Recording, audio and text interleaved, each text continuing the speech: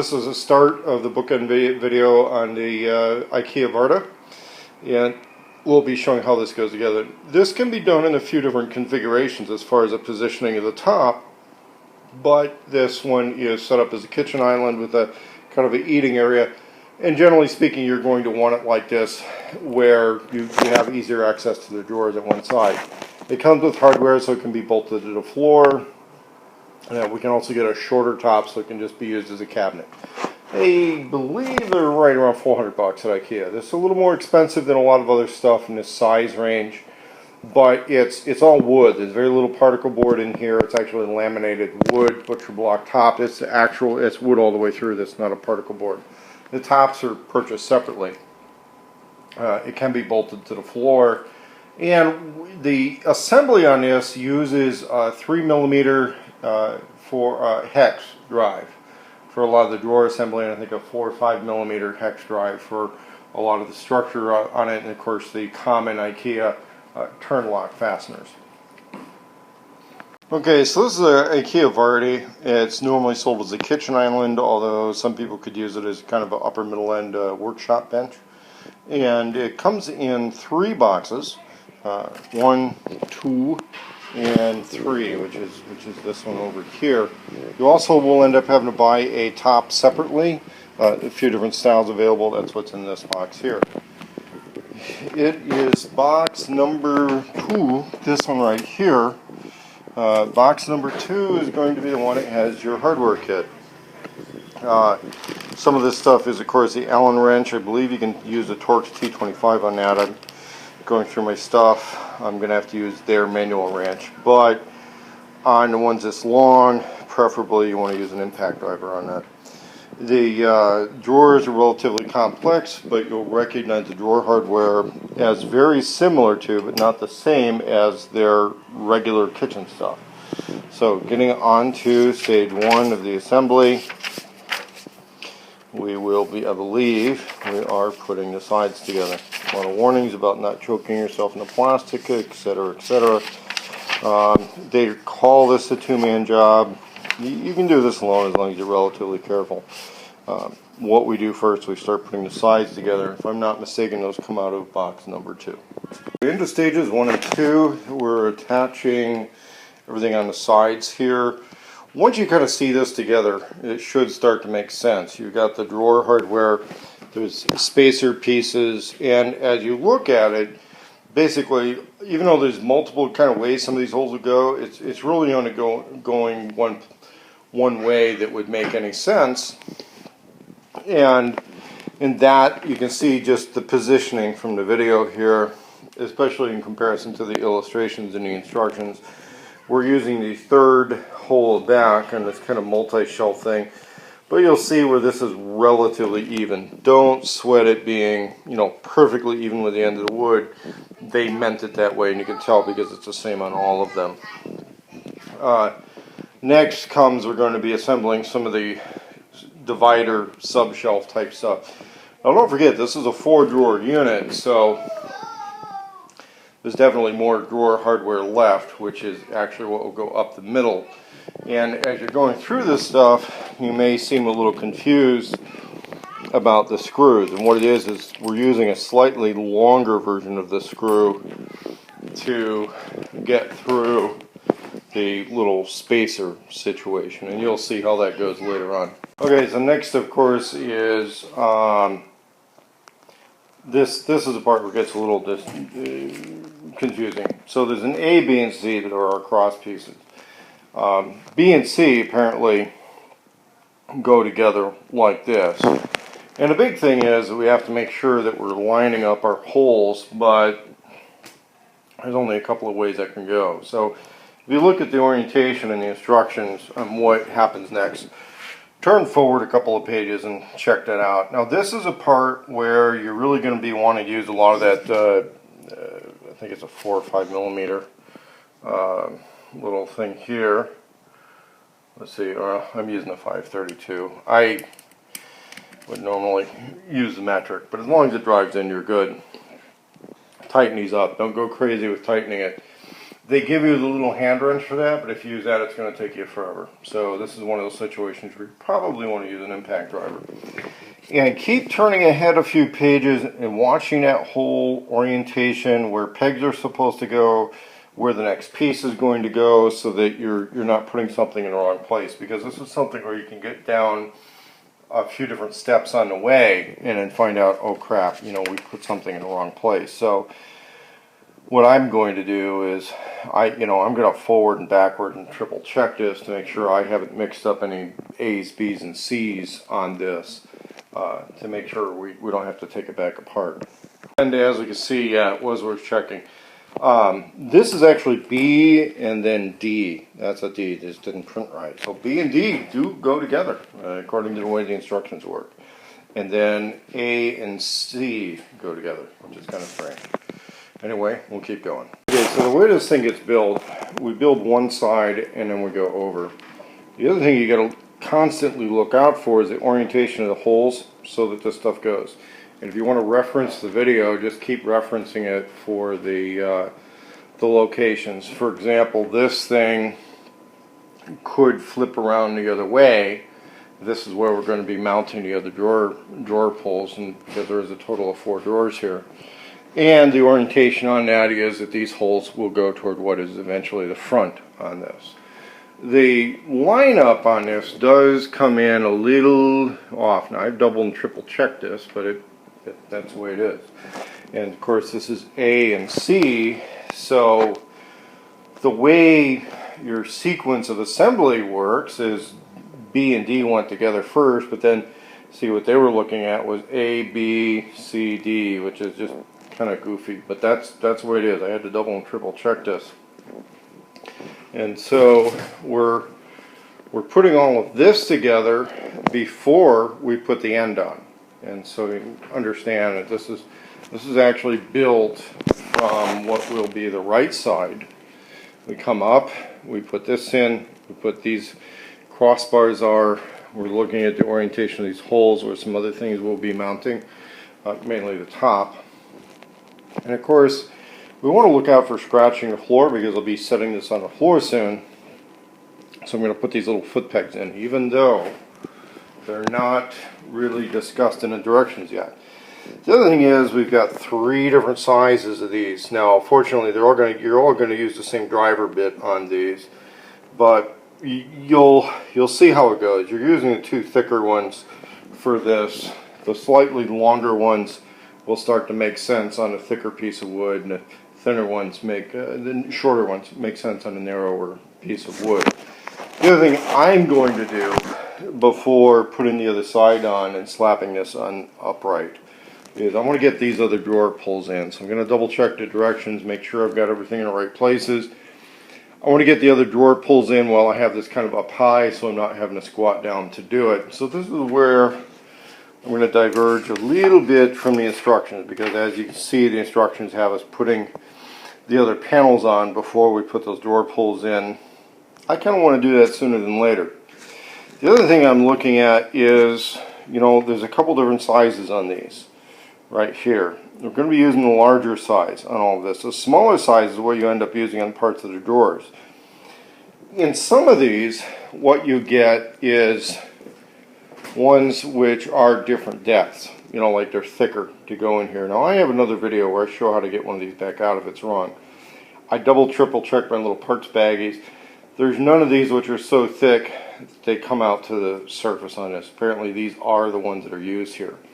Again, if it runs into a problem, you can loosen it, run a little screw into there, and then pull it out using a screw. So with the other side on, we can see I'm just going to shore up, make sure these bolts are tight. With the little turn locks in here, I think I've got a couple more that are going to need to go here to cinch this down. With these drawer rails going in, what we're doing is we're going for the 3rd hole back, and then the other hole will line up at its rearmost point. Now, the reason these are lining up right at the front of here is because this gets covered by the side of the drawer. Notice this is spaced back here, but this piece is shorter. So to make up for that, this one gets mounted all the way at the front, or more or less all the way at the front, while this is spaced back because of the spacing here. We can see what's going on with that. And again, I'll put the feet on both sides now before I set this thing upright, but I'm also checking the instructions to see if there's anything else I can do while this thing is kind of up on these stools before I set it down, just to reduce the amount of squatting and bending and trying to be upside down underneath a piece of furniture, putting things together. Note on this, when I go to screw these in, I'm not cross-threading these, okay? What's happening is that little screw bases in them weren't incredibly straight. And so if you feel that the floor surface that you're putting all this stuff on is level enough that you really don't need the adjustable feet, I would suggest not using them and then putting a piece of sticky felt on the bottom of these. So that's another way to diverge from the instructions, because these are a little crooked. They could cut into a wooden floor, say.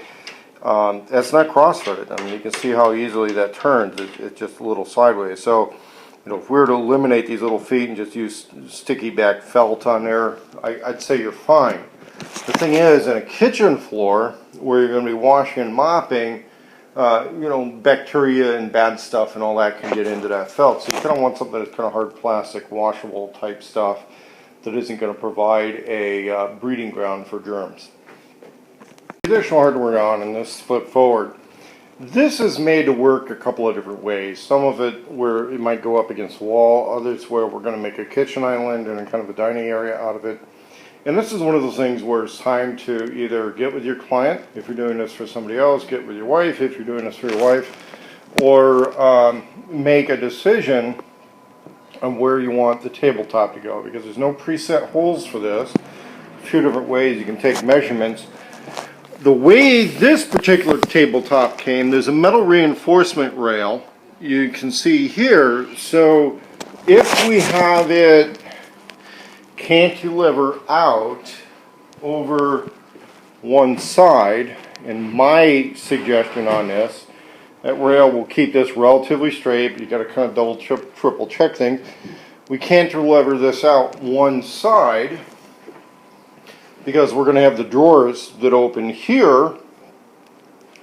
We kind of cantilever out this to one side, and then, you know, kind of set our measurement right here. And then there's long screws that will go in from the front, short screws that will go through small L brackets. Let's see, there's one. Small L brackets right there is where the short screws will go through.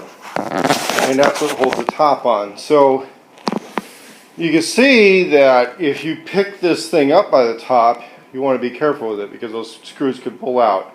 It's not very thick, and it's one of the situations to deal with if you're ever moving this later on down the road.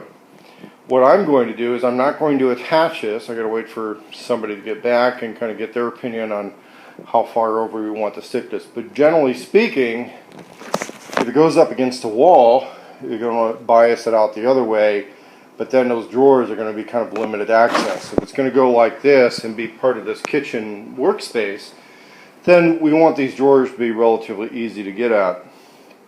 And that's a decision to be made. If we set it like this, we're probably okay as far as anything being out of balance. If we set it where the cantilever, the hangover area, is at the front, and we could reach a situation where you're opening all the drawers, you're looking for pots and pans or stuff in the drawers, the whole thing can sit forward. So they're going to recommend bolting it to the wall. Now that may or may not be easy depending on your baseboard trim. And so that's where sometimes a little bit of additional carpentry will come in on that. What I'm going to deal right now, though, is drawer assembly. Drawers on this are pretty robust. Now I have a little bit of workspace, but again, it's semi-finished wood. And what I recommend using on this is orange oil stuff from Home Depot. We're going to lay out our drawer pieces one at a time and get those put together. But again, you don't want to use this as a workbench with, you know, metal stuff if you want to kind of preserve it. But it is kind of a butcher block finish, you know, eventually using it in the kitchen. So this is the hardware you're expecting to use with a drawer. A single drawer is going to use 2 pegs Actually, you're going to need 4 of these things, 2 on each side, this many screws. This is a 3mm hex is what that one works with. This uses the same basic mounting screw that's used on the drawer rails. This is a locking mechanism that is for holding the drawers so they don't fall out when they're fully extended. And when you're doing this, what it is, the plastic goes on the inside. Now, these are held in by some pointy screws, which will get dangerously close to the outside when you're driving them in. But because it's a fairly thick piece of metal, they're not going to go all the way to where you're puncturing the other side. But this is one of those things where you absolutely positively got to make sure you're not going to do any screw substitution with, because otherwise they could punch through the other side. So this is basically the mechanism for locking it into there. On the 3mm, these are what really holds the back of the drawer together. So you got to watch out. Your drawer bottom is double-sided. It's got the white stuff on both sides. So when that slides down into the slot before you put the back on, that's how that works. There's 2 different heights of drawers. There's a tall and a short. Now, they use all of the same front, but the 3 pieces in the back are going to be consistent to whichever size of drawer they go in. So you just want to make sure that when you're making the drawers, you make 2 tall and 2 front, that you're not mixing the pieces between the tall and the front. Over here, you're going to use one of these screws. It's one of this style. It's a relatively common. It's got, see how it's kind of flat on there, but it's still a number 2 Phillips head. You're going to use that on the back. And then this is another one where you don't want to substitute for a pointy screw, because a pointy screw would punch through the other side.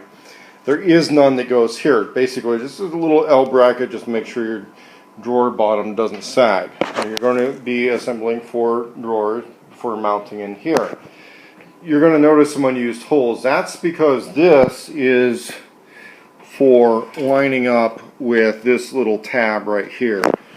You'll see this on the kitchen and bathroom cabinets. You don't always see it on, let's say, bedroom furniture or something like that. But a lot of this has to do with the fact that these drawers are kind of heavy duty and they're made to handle some weight, so that when you have pots and pans and kitchen type stuff in there, they're not going to fall out or wear out. So it's good heavy duty furniture on this. One of the reasons this piece of furniture costs more than other Ikea furniture in this range. The other thing is, you'll notice that these little turn locks are shorter than usual. These appear to be a little better grade of metal than what they're normally going to use. And what I'm finding is they're pretty tight. But you also notice they're smaller. And of course you got to watch it. If you use a power tool on these, it's a little dangerous. You could snap it off in there. Because this one doesn't have a hole going all the way through, it's going to be a little more difficult to get back out. But it does stick on the outside, kind of like a button sort of arrangement. So you see how that's kind of a halfway X compared to the front of the drawer. That means that that's one of the ways you can tell that it's been locked in place. And of course, we can set the first one in and work on the others. Generally, the way you're going to work on these is everything is based off the front of that drawer. The front of the drawer is a structural part, and then you build it in this position, build it facing downward, and then we'll set it into its location. Once it's in its location, it's going to lock in place. So we move it back, and then of course, if you need to remove it, you can get under there. The way this thing's kind of made, and we've got some little shelf organizer type stuff in there, you pretty much are going to do it with the shallow drawers are high and the deep drawers are low, but you can do it the other way if you want to. This is obviously optional, but it's part of what you pay for when you buy the set. You'll get some dividers. This is all just kind of press-in stuff. There's no hardware, it's just kind of locked in by joinery. The same with this drawer divider, which is entirely optional. So if you want to put pots or pans in there and have that out, that's just a lift-out item. What we can do at this point is we put this in, and so you could use that as a silverware organizer or something like that. You'll get 2 sets of that. You'll get a halfway divider for each drawer. Again, the shallow ones go with the shallow drawers, the deep ones go with the deep drawers. And then we've got options for front hardware, where they didn't shoot those holes all the way through. So if you wanted to use different pull hardware, you could. I'll just drill the holes differently so they don't go all the way through. As we're almost done, you'll notice that there's a large washer here, and we've got this, but there's no holes here, and that's because this is set for the locations of the factory drawer pulls, but you may be using something different to match your kitchen. Now, in this instance, we're going to use the stuff that comes with it. It's nice stainless steel stuff, and so what I'm doing is I had to check a couple little different drill bit sizes. Oh, this one's I think a 964, 1164. If we go slightly big, we've got a little wiggle room for leveling out the handles, and as we can see, it still works with that. And it gives us enough wiggle room to work with it.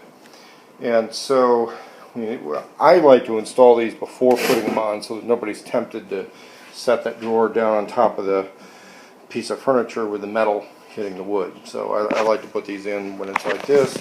That's pretty much how it goes. Here we are, all done. And of course this looks suspiciously like the beginning of the video, right? So if you have any questions, you can put them in the comment section below. I'll answer them as best I can. As far as purchasing and pricing goes, you're probably better directing those to the Ikea website. And IkeaHacks.com is going to have other information on modification, because there's a lot of modifications available. Because this is made out of real wood, there's a lot you can modify or change on it with normal carpentry skills.